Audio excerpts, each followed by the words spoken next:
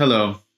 So let's imagine you're having a nice day, you go out to lunch with a friend in Midtown Manhattan, and you decide to walk into the Museum of Modern Art, have a look at some Picassos, some paintings by Matisse, and then you walk into this one gallery and you see two clocks on the wall. And you think, oh, what time is it? Other things are going through your mind, like you're imagining, well, these are representations of clocks, or someone made the clocks, or maybe they're photographs of clocks, paintings of clocks. But you look more closely and you see, no, those are functioning clocks. They are two very simple battery-operated clocks, and you see the second hand moving together in sync. Then you might take a look at the label and see that it says at the bottom, it's untitled. But in parentheses, it says Perfect Lovers, and it was made in 1991. Felix Gonzalez Torres, 1957 to 1996. He was born in Cuba, died in Miami, and lived and worked primarily in New York most of his life. So you think, I paid $25 to get into the Museum of Modern Art, and all that I'm seeing are two clocks on the wall, and I think, what the heck? What are you going to do with this encounter? Consider seeing other art, things that are pretty, things that are familiar, or do you just keep on walking, not questioning the clocks at all, saying to your friend, yeah, is there a crumble around here? It's time for dessert. I need a cookie. Or you take a minute, think about what you're seeing, and think, why is this important enough to hang in MoMA? What would go through your mind when you see these clocks? So we have established that it's in a museum, and there are two of them, not just one clock. If there's just one clock, you probably wouldn't think twice about it as being artwork, right? Then you question, well, what does entitled mean? What does it mean when something is untitled? What does it mean if you went to a bookstore to buy the new bestseller and it's called Untitled? Or maybe there's a song without a title. When you go to the box office and you go to get tickets and you see that one of the options is Untitled, would you still spend the money to go to see that show? Or if you're looking for flipping through a movie to find and it says Untitled, no image, no trailer, is that still something that you would potentially watch? Why did the artist, or in other cases, a writer or a director or a musician, decide not to title the artwork? Does the entitled by an author imply that you should interpret it as having an open-ended meaning? In the same vein, is it just to make a statement that the film or book or song should stand on its own? Or maybe the untitled is saying that there is something anonymous about it. It's not specific to any one person, place, thing, or time, or anything at all, perhaps. Why does the label read Untitled, Perfect Lovers? Was your initial thought about why it says Perfect Lovers thinking, oh, it's romantic. It's a romantic artwork. They are still in sync. Maybe there's something about stealing time from their romance because they're in different time zones, but they're still connected. Sounds like the beginnings of a really good rom-com. In this class, we're going to deal with looking at artworks like this. Specifically, we're going to start by looking at things more objectively. And by doing that, I'm hoping to give you the tools to see an artwork better. For example, in science, you use objective measurements. It's pretty important for the function of science. For example, a chemist wouldn't look at an element or a chemical compound and tell you how it makes them feel. They would address the properties of the chemical and what they can observe objectively through measurements, through empirical observations. If the objective approach is the standard for science, then why do people look at art first questioning, do they like it or not? How does it make them feel? What do you think it is about? Or what does it mean? I think it's better to start off objectively by looking at what is in front of you. So let's start off by looking at these clocks objectively. We established that they are 2 battery-operated clocks. I can even give you the dimensions. They are about 13.5 inches round. We can describe them by saying the colors. They're white, red, black. The materials, not marble, not sculptures, but they're probably plastic battery-operated clocks.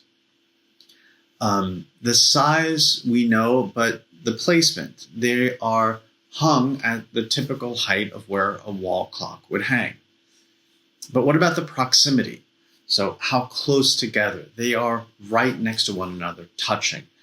So for example, with time zones, when you walk into a store or a bank and you see that there is, London, Shanghai, Los Angeles showing different time zones, the proximity of them is separated. They're not butted right up against one another. This is really important, the spacing, because they are very, very close together.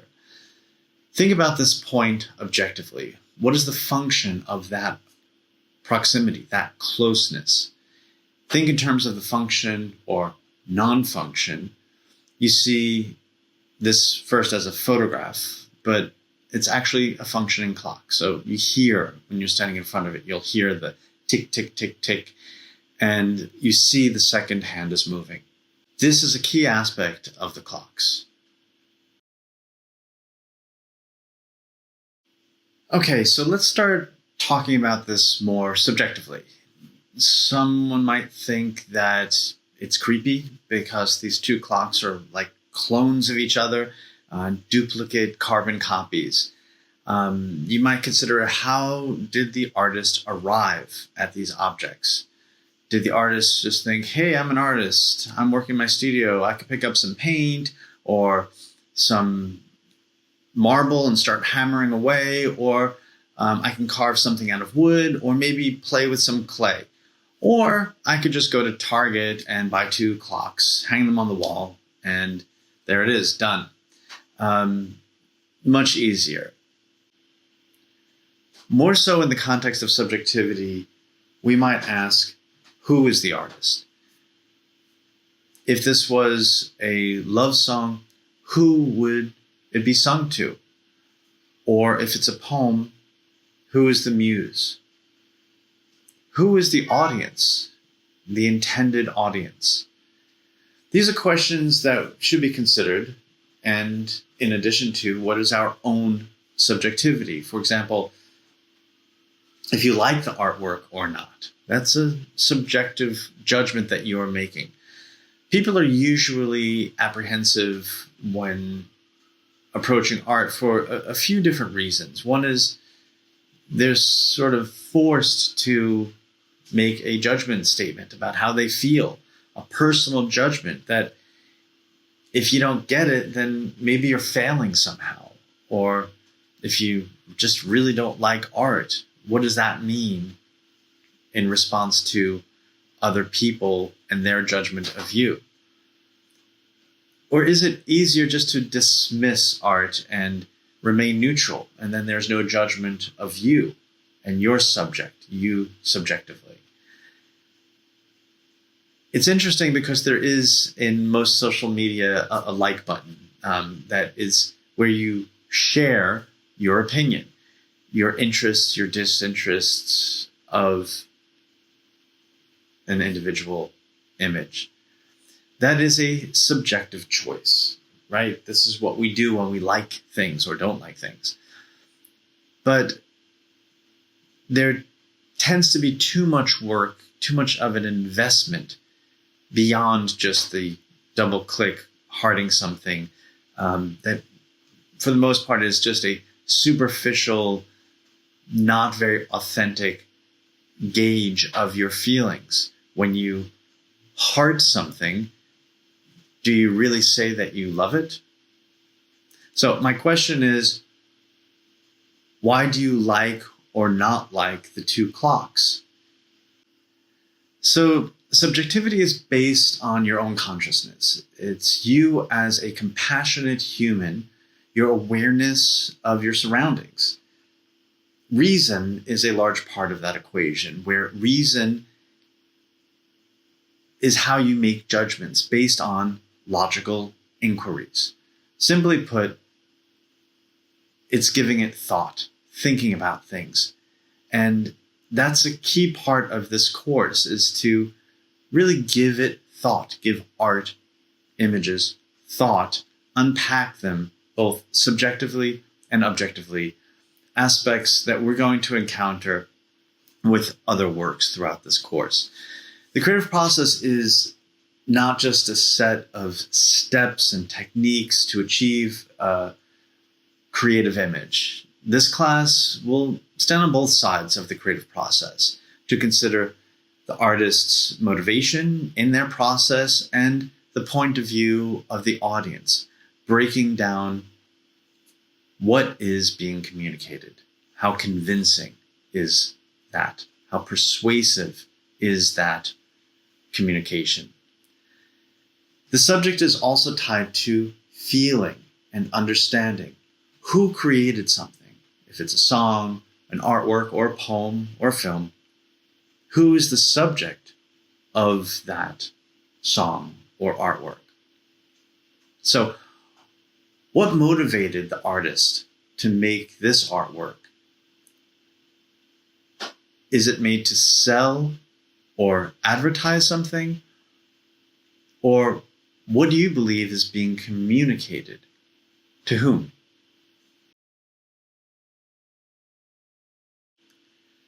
So, in addition to the subject and object, there's a third part of this equation that we're going to juggle throughout the course, and that will help us better understand the creative process. It's what I refer to as the content. It's what is contained, as if the table of contents in a book, it's what's contained within the book. It's the subject and objective decisions that influence when the artwork was made. Another way of talking about content is thinking about the spirit of the time when it was made. So the question is, from the label it said it was made in 1991. What do you think was historically significant in 1991? What was going on in the world when Untitled Perfect Lovers was made? So some of the examples you might have written for the time period of 1991, the early 90s, could have been in reference to the end of the Cold War, the fall of the Berlin Wall that was just 2 years earlier. It was the time of the Gulf War. It was the AIDS epidemic was hitting its absolute peak at that point. There were other things you might have written about this. What was the vibe of grunge rock music or gangster rap that were very, very popular at that time? It was the time of the Rodney King riots in LA. These are all factors that could have contributed to the spirit of the time and could have potentially been a tie into what motivated the artwork. Something to be considered. So there you go. There's not much in what we discussed about the actual physical making of the object, right? This in terms of the creative process. The physical making of the thing was not an activity here, but the process was more a conceptual process, the thought behind it, the idea. When we fall back on the question, is it art? If they're just objects that are purchased and hung, is that making it art? It's a wonderful question, and you're going to hear a lot about that approach to thinking about art, understanding the creative process throughout this class. Why is it art? A lot of you shared your own opinions about the clocks. The goal of this class is to understand the creative process, to not just dismiss it as something that is not important to you. I hope to equip you in this class with the tools necessary to answer your friend's question. Why is this art? Even artwork that you've never seen before, that you haven't taken a course on. It's just about having those tools of observation. One of the classic answers is, well, there's a little sign in a museum saying that it's by an artist, so it has to be art. But you're wondering, still, the two clocks, what the heck? Is this really art? I can do that myself. I can go to Target, buy two clocks. Is it art? Does it have any meaning for you that you might do that? Go and buy two clocks and hang them next to one another? Is it just something that you think is decorative and cute? Maybe you want to interpret it as being something romantic based on the label, Perfect Lovers. Would that give it more meaning? What if you never saw the title, Perfect Lovers? Would it still be potentially romantic seeing those two clocks on the wall together? So let's go back over everything that we know about the objective facts, considering the subjective motivations and the influences of the spirit of the times, early 1990s. It is important to notice that the triad that we're juggling here, the subject, object, content, overlap. There's not one that is exclusive of the other. So here's the breakdown. We have two functioning clocks. They have the same time, and the second hands are ticking in sync. They are both battery operated. What happens with battery operated clocks? So this is something else to think about. Well, they both die at some point. They stop ticking. But do you know which one is going to die first?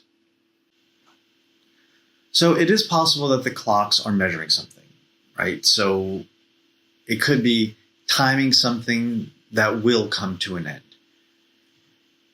Facts that we have from the sign, the label, we know where he was born in Cuba. We know when he was born in 1957. We know when he died in 1996. Quick math, you can see he unfortunately died very young. He was under 40. And just looking at the wall text, you probably figured out, the artwork itself was made in 1991. What was going on at that time? How did he die? Or was he affected by how someone else died? It could have been a factor that was current in that time. It could have been someone that was in a drive-by shooting, or it could have been something that was measured as a soldier going off to the Gulf War that potentially could die. It could be related to the AIDS epidemic that was peaking at that time.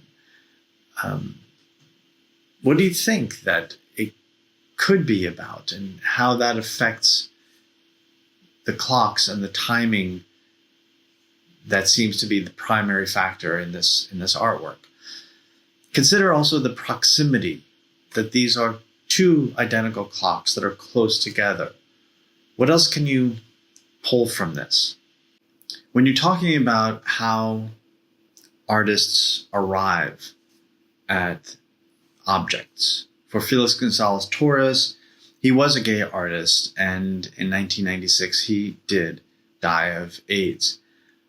So did his partner a few years before him. The idea of loss and death was very present in his life experience. So there is the anonymity of the two clocks together. It's one of the key factors of the object. I'm going to keep picking on these objective factors because they are quite significant, and that's what you see when you enter the museum. One of the other key factors is their battery-operated clocks. Both operate at the same time in sync, but one of them is going to give out first. One is going to die before the other. Do you plan for this? Do you anticipate which one of the clocks is going to die first? You don't necessarily know that. One of the batteries is going to give out before the other. And this reflects the experience of loss, the loss of another. This is very human. It's a very human encounter that everybody at some point will experience in their lives.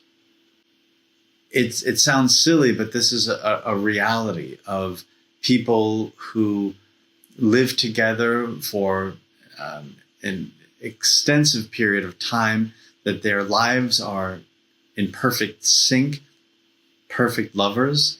They are ticking at the same time, but one of them will go first. And this is a reality.